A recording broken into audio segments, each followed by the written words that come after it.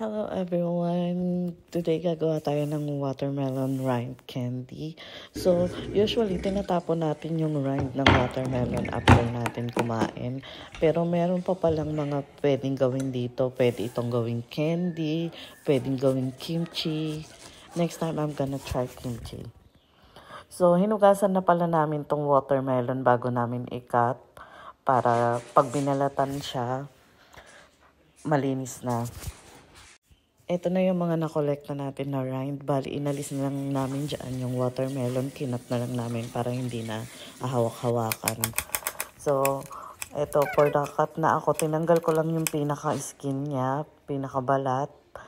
Ito na yung mga naano ko, natapos ko. So, nakatapos na tayo. Ito na sila. Ang ganda-ganda nila tingnan. Oh. Especially dun sa lalagyan na glass na transparent. So, ang next step natin, ipo-pour ko siya dito sa sa bowl, tapos maglalagay ako ng asukal.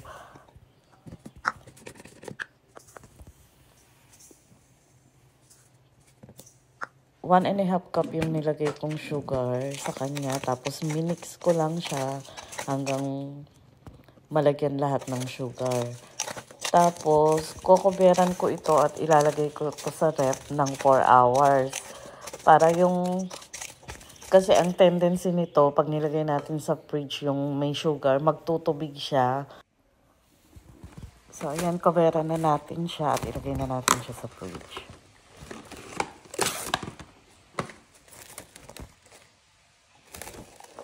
Alexa, set the timer to 4 hours. Second timer, 4 hours, starting now. Do you want to name this? So, after 4 hours, ayan na siya, nagtubig na siya. Ilalagay lang natin siya sa isang pot, kasama yung tubig niya. We let this boil for at least 20 to 25 minutes para maluto ng konti yung watermelon rind. Kasi matigas din yan pag hindi niluto.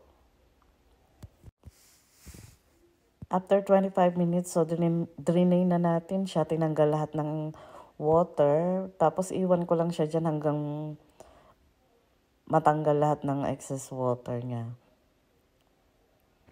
After natin siya madring, nilagay na natin siya dito sa air fryer. Kung meron kayong dehydrator, mas maganda yan gamitin. So, bali yung lagay ko sa kanya dito sa air fryer, inabot rin siya ng 45 minutes. Tapos, binago-bago ko yung temperature niya. Nag-start ako ng 180, tapos tinaasan ko. I-check nyo na lang kung okay na ba yung yung watermelon rind. Kasi ang tendency niyan, magiging dry siya na gummy. Parang magiging mga gummy candy. So, check lang palagi kung ano nang nangyayari sa loob. Kasi hindi natin kita kung anong nasa loob.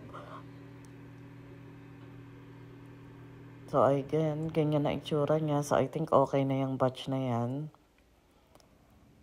After natin siya ma-dehydrate sa air fryer, ganito na yung magiging itsura niya. Mukha na siyang gummy. So, after nito, yung last step, iro-roll natin siya sa sugar. Kung ayaw nyo ng masyadong maraming sugar, pwede nyo na lang siyang budburan para makontrol yung distribution ng sugar. So, ayan, ganyan na siya. Ready to eat na. Bali yung ibang batch, ginawa ko siyang mas matagal sa air fryer para mas ma-dehydrate ng ayos yung ating watermelon rind. Kasi kung hindi ka agad siya ma-consume, baka masira rin ka agad. So, kaya mas tinagalan ko.